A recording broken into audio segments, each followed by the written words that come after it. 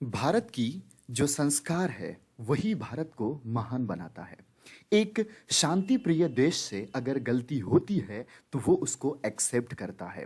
भारत ने एक्सेप्ट किया। भारत ने ये बताया कि हमसे गलती हुई, इस चीज के लिए हम रिग्रेटफुल हैं। भारत ने ये बात साफ साफ कह दिया कि हमारे सिरसा से जो है एक गलती से एक मिसाइल छूट गई। अब देखिए, हम सब जान रहे हैं कि रसिया और यूक्रेन में जो है बहुत हालात खराब है। वर्ल्ड वॉर 3 जैसा सिचुएशन क्रिएट होने वाला था। ठीक है। अब देखिए, इस टाइम पे अगर भारत पाकिस्तान पे अगर ऐसा कुछ मिसाइल छोड़ता है तो फिर उस देश की अपनी सिक्योरिटी की जो है परवाह होगी। तो पाकिस्तान ने साफ साफ कहा है कि हम आपको वार्न कर रहे हैं कि आप ऐसा दोबारा नहीं करेंगे। इंडिया ने भी साफ साफ कह दिया है कि हम एक हाई लेवल कमेटी की गठन करने वाले हैं और ऐसा हम पता करेंगे कि इतनी बड़ी गलती क्यों हुई। अब देखिए, पाकिस्तान के जो ये मेजर जनरल है बाबर जी, है ना, इन्होंने साफ साफ कह दिया है कि इंडिया को कि आप एक न्यूक्लियर कंट्री हो और आपको अपनी मिसाइल संभालने के लिए नहीं आता है। अब देखिए, ये पाकिस्तान साफ साफ एक डिमांड कर रहा है कि आप जो मीटिंग बैठा रहे हो, आप जो इंक्वायरी करोगे, उसमें हम भी जांच पड़ताल करेंगे। हम भी जांच पड़ताल देखेंगे कि आपसे कहाँ मिसकंडक्ट हुआ है, कहाँ मेल फंक्शनिंग हुआ है। अब देखिए, आपको ये बात जान लेनी चाहिए कि एक बार 2000 आज से 5 साल पहले, है ना, आज से 5 साल पहले यहाँ पे पंजाब के पठानकोट में भी ऐसा ही कुछ घटना हुआ था। तो इंडिया और पाकिस्तान दोनों ने मिलके जो है इसका इन्वेस्टिगेशन किया था, है ना।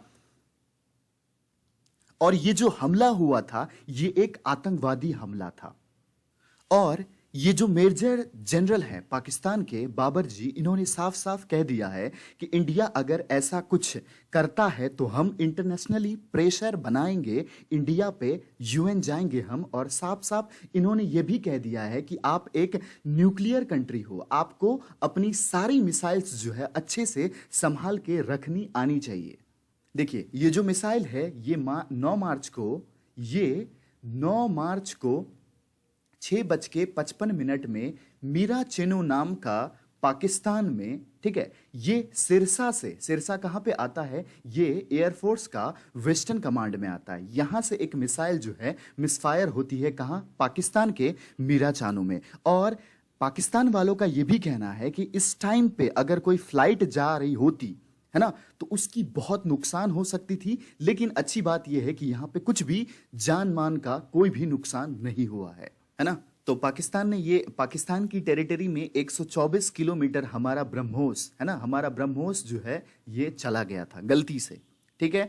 और देखिए, ये कुछ फोटोज हैं, इमेज है, आप देख सकते हैं। उसके बाद जो है इंडिया का जो एक्नॉलेजमेंट है वो साफ साफ कह रहा है कि हमसे गलती हो गई, हमसे मेल फंक्शनिंग हो गया, है ना। आप देख सकते हैं ये इमेज, ऐसा ही कुछ रहा होगा।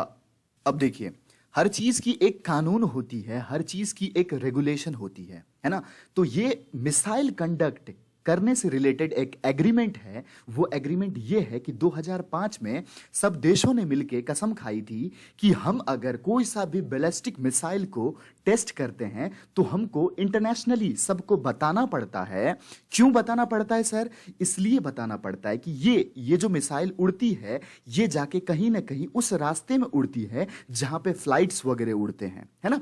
तो इसीलिए सबको बताना पड़ता है कि हम ऐसा कुछ कंडक्ट कर रहे हैं। लेकिन इंडिया ने ऐसा कुछ बताया भी नहीं, है ना। ठीक है। अब देखिए, साफ साफ ये है कि ऐसा देश को, कोई सा भी देश अगर बैलिस्टिक मिसाइल कंडक्ट करती है, टेस्ट करती है, तो उसको बताना रहता है। अब देखिए, पाकिस्तान की तरफ से ये एक अनुमान लगाया जा रहा है कि ये एक ब्रह्मोस मिसाइल था जिसकी इतनी 1000 फीट पे थी ये, ठीक है, 40,000 फीट पे थी। और ये अराउंड 200 से 300 न्यूक्लियर हेड कैपेबल थी। मतलब आप यूं सोच सकते हैं कि पाकिस्तान ने यह कहा है कि अगर इसमें न्यूक्लियर होता तो हमारा पूरा देश तबाह हो सकता था। अब देखिए, एक बड़ा सवाल बन के आता है कि किसी भी देश पे अगर न्यूक्लियर अटैक या फिर कोई सा भी मिसाइल अटैक होता है तो उसकी रडार सिस्टम इतनी पावरफुल होनी चाहिए कि वो उसको डिटेक्ट कर ले। लेकिन पाकिस्तान ने ना डिटेक्ट कर पाया, ठीक है, पाकिस्तान ने ना डिटेक्ट कर पाया, और पाकिस्तान का ये भी कहना आता है कि ये बहुत ही तेज था, हमारा रडार सिस्टम इसको डिटेक्ट नहीं कर पाया।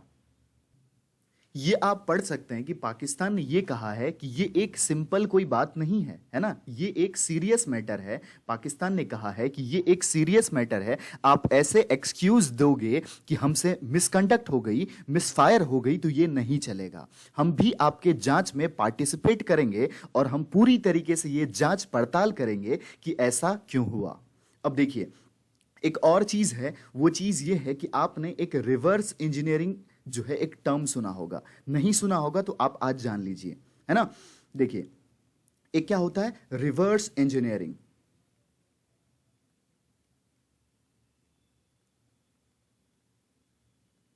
है ना।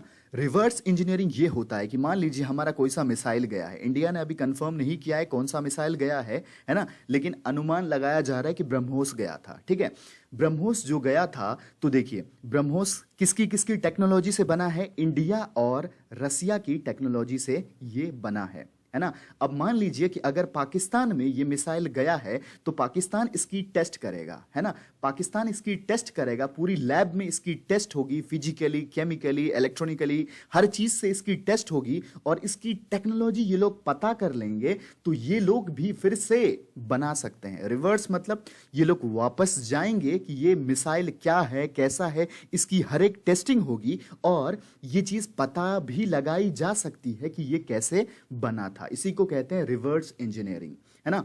देखिए, अगर आप इंग्लिश पढ़ना चाहते हैं विदाउट रूल रटे हुए तो हमारे चैनल पे आइए और हमारे प्लेलिस्ट में आइए। यहाँ पे एक एक चीज इंग्लिश ग्रामर की जो एसएससी एग्जाम, जो कि सीडीएस एग्जाम, है ना, जो कि सीडीएस एग्जाम में पूछे जाते हैं। मैं बार बार लेक्चर में ये बात बोलता हूं कि आप लाइफ टाइम जीके पढ़ लोगे फिर भी आप फुल मार्क्स स्कोर नहीं कर पाओगे। आप किसी भी टॉपर के पास जाइए, आपको पता चलेगा कि वो लोग इंग्लिश में स्कोर करते हैं, है ना। तो आप अगर इंग्लिश ऐसे करके पढ़ना चाहते हैं कि आपको कोई रूल नहीं रटना पड़े तो हमारे चैनल में आइए और हमारे लेक्चर्स को देखिए। चैनल को सब्सक्राइब कीजिए। मिलते हैं आपसे अगले लेक्चर में।